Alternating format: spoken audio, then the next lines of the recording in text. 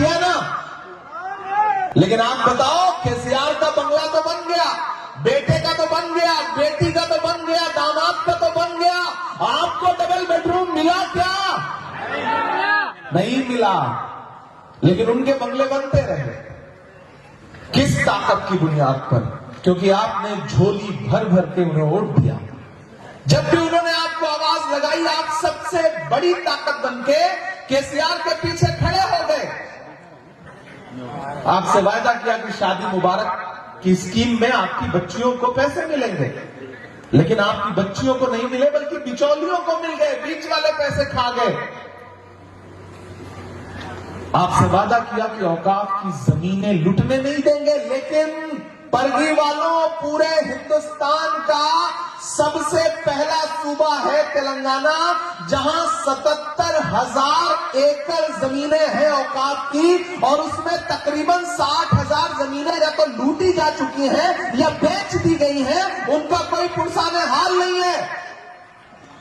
वक्फ को judicial power देने की बात तो छोड़िए, बोर्ड को, वक्फ बोर्ड की जो फाइलें हैं पिछले 1 साल से केसीआर साहब ने उसमें ताला लगा दिया है। आप उनके कागजात तक चेक नहीं कर सकते। अपनी आंखें खोलिए, अपनी आंखों पे पड़ा हुआ केसीआर की मोहब्बत का चश्मा हटाइए। ये जो केसीआर हैं, ये मोदी जी के यार हैं। उस गलतफहमी से बाहर निकलिए। मैं यहां खड़ा होकर के पूरी जिम्मेदारी से आपसे ये कह रहा हूं कि हमने तेलंगाना बनाया, सोनिया गांधी जी ने तेलंगाना दिया, अब उसे सजाने संवारने की जिम्मेदारी भी हमारी है। मैं राहुल गांधी का सिपाही हूं, मैं राहुल गांधी की कयादत में अपनी सियासत करता हूं। आप मुझे मेरी शायरी के हवाले से जानते पहचानते हैं।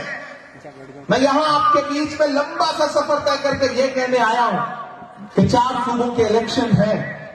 मध्य प्रदेश और छत्तीसगढ़ में वोटिंग हो चुकी है 17 तारीख को।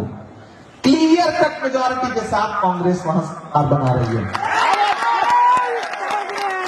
मैं रात जयपुर में था, बाड़मेर में था, सीकर में था, राजस्थान में।